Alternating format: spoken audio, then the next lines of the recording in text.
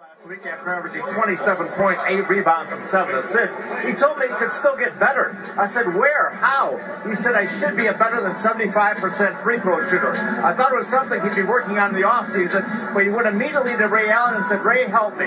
Ray said, what you're doing, LeBron, is you're dipping the ball down, swinging it, then going up and under like you're trying to clear space from a defender. Then you're shooting from the right side and missing to the right. He said, that's wasted movement.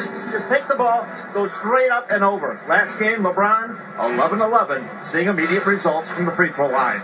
Wow.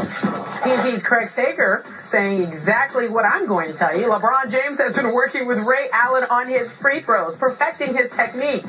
Skip Bayless, you saw this last night and mentioned it in the meeting. What do you make of it? Fascinating? Stephen A., I'm very impressed by this because I've said to you many times, the repertoire has been, number one, is three-point shooting, but more important, free throws. It's called their free throws. And LeBron can get to the free throw line just about any time he so desires. So you got to make your free throws. I'd like to see him be at least in the 80s, if not a 90% free throw shooter, the way so many of the great players were. So, Stephen A., when I now watch him shoot free throws, he's made 19 of his last 20, it looks different to me.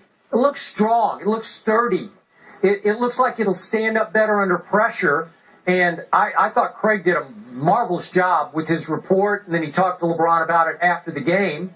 LeBron, as we talked about, improved his three-point shooting to 41%. That's just the way Magic and Michael Jordan did mid-career. They figured out how to make three-point shots. They worked on it hard in the off seasons, and Magic perfected more of a set shot. Michael got his jumper going from the longer distance, and they became lethal. Now LeBron is lethal. Now he's invincible. Got to make him late in games, but he started last year in Game 2 at Oklahoma City when he stepped to the line and put them up 4 late in that game after that questionable foul that he got away with on Kevin Durant. But I'm impressed. I was blown away by the report last night because this will make LeBron by far the best player in the game. Well, I wasn't blown away by it because I'm not surprised by it, because the one thing that I marvel at about LeBron James is that as great as he is, he's never satisfied with his own level of greatness. He doesn't take his talents for granted. And I think that more than anything else is what makes a star athlete a role model. When you don't push forward, constantly trying to exceed a certain level of excellence and greatness that you've already established. And, you know, we always have a few nincompoops, a few idiots out there who always want to get on folks because they sit around and you talk about LeBron James or Kobe Bryant and, you know, you accuse people of kissing somebody's tush or whatever the case may be. Here's the reality that everybody needs to recognize. You have to appreciate greatness when it's in front of your face. I always lean back towards the time, Skip, when I was there in 99, 2000, 99 actually, when Michael Jordan retired from the game of basketball for good, supposedly, before he came back, became a Washington Wizard, after the 6 titles in Chicago. I was there the day he announced his retirement. Skip, I had always come to Chicago as a beat writer, and the city of Chicago was just busted. You got off the plane, and it was just something in the air that was just special, all because Michael Jordan was here. The day he retired, the city of Chicago literally, to me, resembled a morgue. It was lost. It was like a ghost town. There was nobody in the streets. Businesses were closed. Nobody wanted to work. Nobody wanted to do anything. All because Michael Jordan had said goodbye. You know this because you've worked in this town, and I'm sure you were around. There. That's right, when he retired. And it's like, I remember that. You know why, Skip, I bring up that story? Because we knew that something so special that was taking place before our eyes, it had come to an end. We're going to feel that way to some degree when Kobe says goodbye. When LeBron says goodbye. We're going to feel that way. We felt that way when Magic said goodbye, even though we had an heir apparent.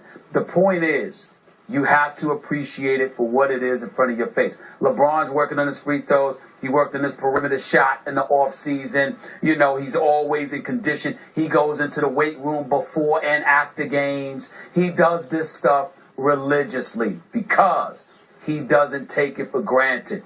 Other great athletes, especially those who are younger and aspire to be great, this is somebody you emulate. And I am a critic who has been a critic of LeBron James. And I have to tip my hat to him and say, yo, this is what it is. This is what it's supposed to be. He's doing what he's supposed to be doing. The problem is most other folks do not. I will also eloquence that LeBron, to me, is as durable an athlete as I've ever watched. Kobe is too. Kobe seems to get beat up more than LeBron does. It's almost like LeBron is Iron Man. He doesn't need the Iron Man suit. He just is iron. And he is now in position to do great things. He's got to close the deal. We'll see. We just talked about how this is now his team.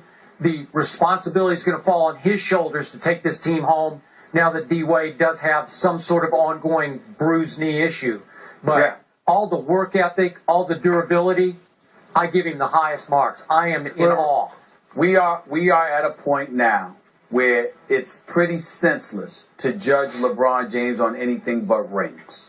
That's what it's come down to. How many rings are you going to get? Did you win the chip? If you didn't win the chip, why didn't you win the chip? That's about it. But in terms of his game, just looking on it on a day-to-day basis, you know he's going to follow it with 25 good ones. So it's just the bad moments are aberrations now. You know what I'm saying? It's gotten to the point where that's all I mean when I talk about praising this kid. He has elevated himself to such, and I was just speaking to your guy, he ain't your guy, I'm being facetious here, Scottie Pippen, just the other day at the Bulls game. And Scottie walked up to me unsolicited, unprovoked, and he said to me, look, man, I can never knock Michael Jordan. We know Michael Jordan is the greatest. I got never love for him. 6-time champion. I know. I played with him. I know.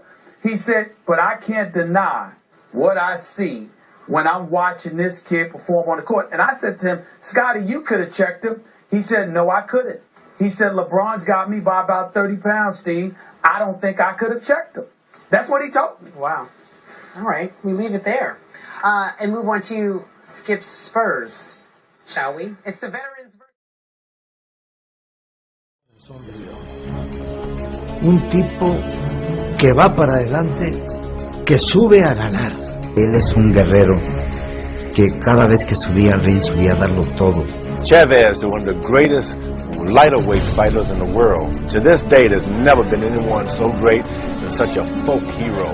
Un guerrero, un peleador que no tenía tregua, guapo, condición física, una condición física increíble, peleador brutal, no se puede decir el puertorriqueño. Tenía una mano izquierda privilegiada, tiraba el gancho izquierdo al hígado por una facultad que ya él tenía, muy bien, muy certero y hacía bastante daño con ese golpe. Charles fue un peleador que siempre tuvo por convicción y por estilo la ofensiva. Jamás lo vi en 89 peleas, siempre caminando hacia adelante. He was tough as nails. I had very good boxing style, skill-wise, he was one of the best you ever seen. Hubo una época en que en México se pensaba que Julio César Chávez era una especie de Mike Tyson de bolsillo. Con el paso del tiempo se entendió que Julio era un boxeador que minaba a sus rivales, no un noqueador contundente. Era un boxeador completo que combinaba, boxeaba, pegaba y aguantaba. Tenía las tres cosas que un boxeador debe tener y mucha hambre de hacer.